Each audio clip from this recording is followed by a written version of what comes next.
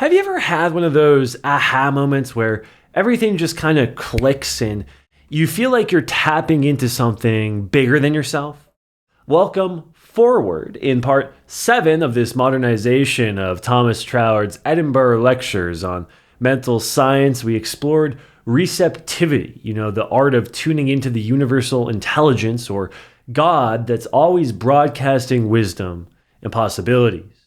We learned that being receptive, it's not about sitting around and waiting, but it's about actively aligning ourselves to receive divine guidance, much like adjusting a radio dial to catch that perfect song. And now in part 8, we're diving even deeper into the cosmic connection by examining the reciprocal action of the universal and individual minds. We'll uncover how our minds don't just passively receive information from the divine mind, but actually engage in a dynamic two-way conversation. And by understanding this reciprocal relationship, we can become co-creators with God, intentionally shaping our reality through a harmonious partnership. So get ready to elevate your understanding of how you interact with the universe. We're entering a new dimension of conscious creation.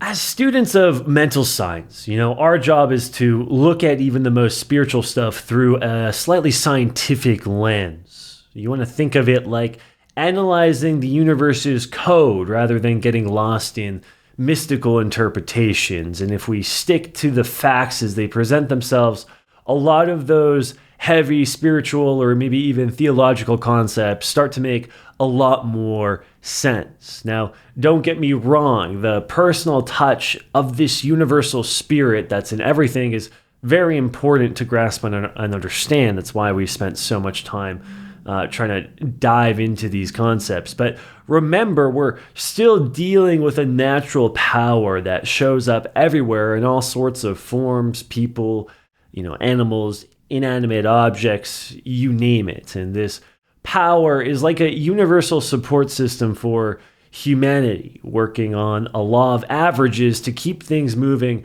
forward. What this power becomes for you really just depends entirely on how you recognize it.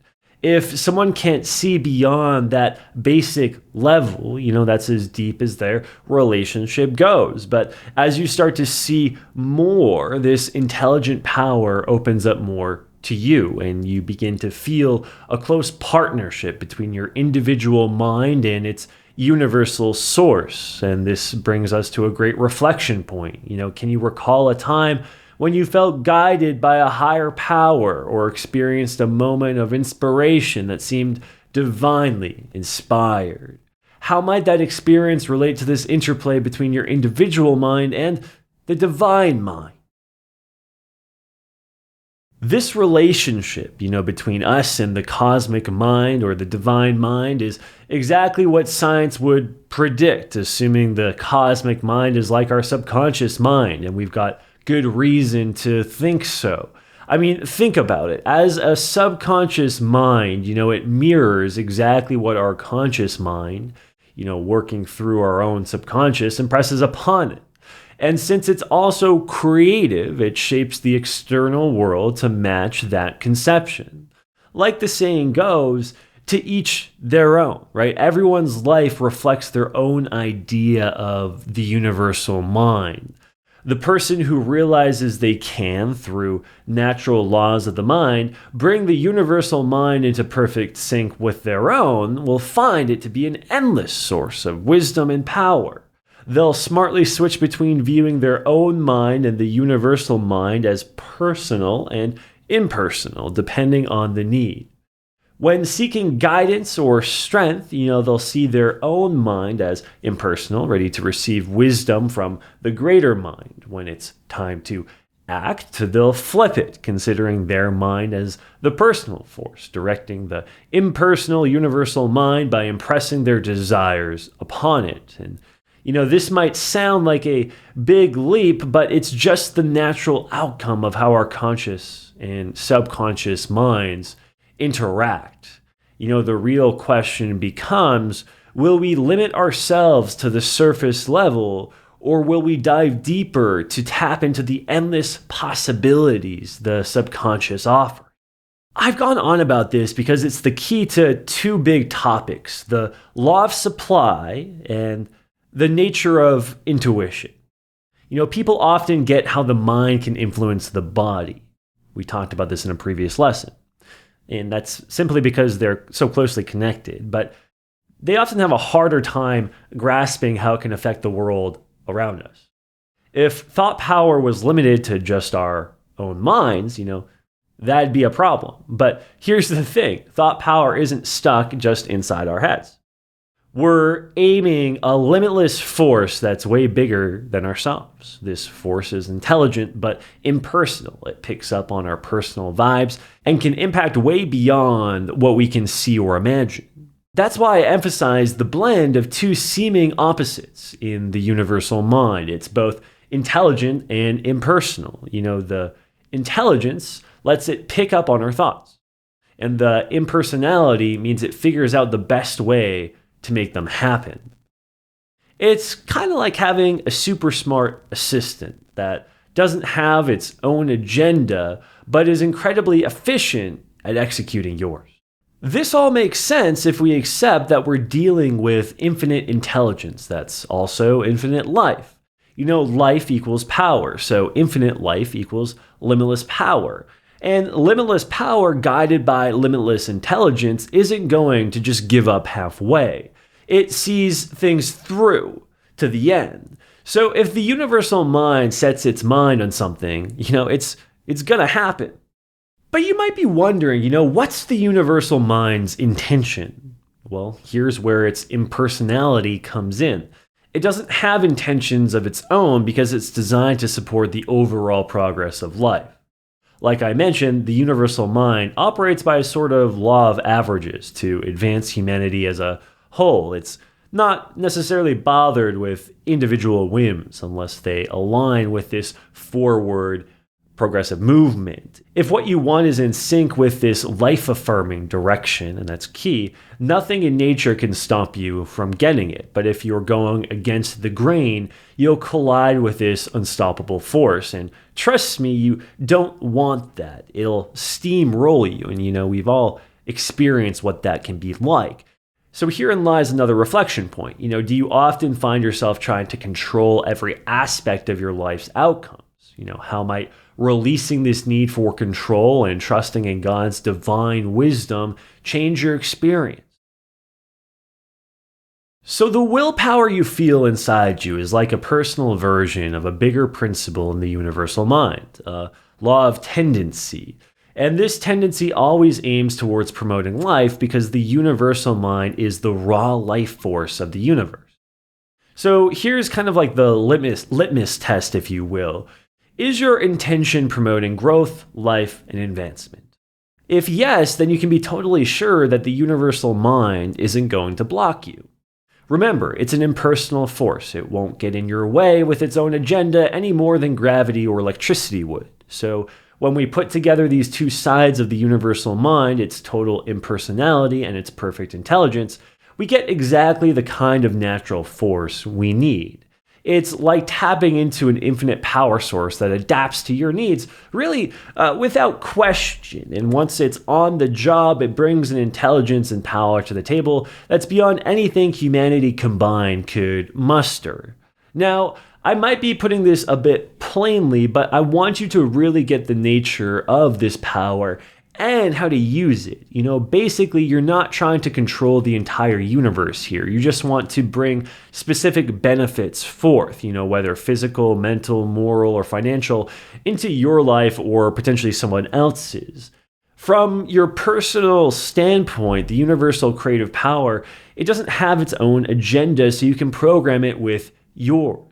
Once you set its mind, so to speak, it doesn't stop being the creative force. It immediately starts working to fulfill the purpose you've given it. And unless you, the one who've started this, disrupt the process with doubt or conflicting thoughts, digging up the seed, it'll keep working through the natural law of growth until it shows up in your reality. When we work with this vast impersonal intelligence, we're tapping into the infinite. It connects everywhere. So it's not hard to grasp that this intelligence can pull together whatever is needed from any corner of the world to get the job done. And knowing this, we need to stop obsessing over how exactly it's going to happen. Wondering about the specific ways is just planting seeds of doubt, the very thing that we need to avoid. Instead of trying to predict every little cause and effect that will lead to our goal, our mental energy should focus on understanding the general law that sets these chain of events in motion. And herein lies another reflection point. How can you align your current goals with God's will? What steps can you take to set clear, life-affirming intentions and goals that harmonize with divine purpose? If we use our intellect to nitpick the details, it actually becomes our worst enemy. It ramps up our doubts because it's trying to grab hold of specifics that are currently beyond its reach. Our intellect should be used to reinforce our understanding of how the universal mind works, not to question its methods. It can grasp that there's a law that brings unseen circumstances into reality, even if it can't see all the steps along the way. When we use our intellect properly, it supports that deeper power within us, the one that shapes the unseen stuff of the universe, which we might call the relative first cause. And you can think of this inner power as the spark that sets everything in motion, by maintaining a clear and a focused intention, a mental nucleus. We provide a center from which growth and manifestation can occur. So let your intellect be the sidekick to that inner superhero power, and together they'll help you navigate and manipulate the unseen forces that shape our reality. Now that we've delved into the reciprocal action of the universal and individual minds, we've uncovered how we can actively participate in shaping our reality alongside the divine mind by aligning our intentions with God's infinite intelligence and life-giving principles. We've learned that we're not just passive recipients, but co-creators in the grand design of the universe. We've explored how our thoughts, when harmonized with divine will, set in motion a powerful creative process that can manifest our deepest desires. But this, my friends, is just the beginning. Understanding this dynamic interplay opens the door to even deeper insights. The next crucial piece of the puzzle is further examining the causes and conditions that influence how our intentions unfold in the physical world. How exactly do our thoughts initiate a chain of events that lead to tangible results? What is the role of our conscious and subconscious minds in setting these causes into motion? Well, in part 9, Causes and Conditions, we'll dive into the mechanics of how the universal mind responds to our individual thoughts within the framework of natural and divine law. We'll start to explore the concept of the relative first cause at a deeper level, which is our ability to set primary causes in motion through our intentions, and how understanding the difference between causes and conditions empowers us to break free from limitation. Are you excited to continue this journey of conscious creation? Well, the universe and the divine mind is eager to reveal more of its secrets to you. Thanks so much for watching. If you enjoyed this video and you want to dive even deeper into the mastery of mental science, go to betterthought.com and subscribe to my newsletter. Not only will you find bonus material that will complement what you just learned, but you'll be notified as soon as the next video in the series is released. So go to betterthought.com now and subscribe so we can continue this journey together. Until next time, Godspeed.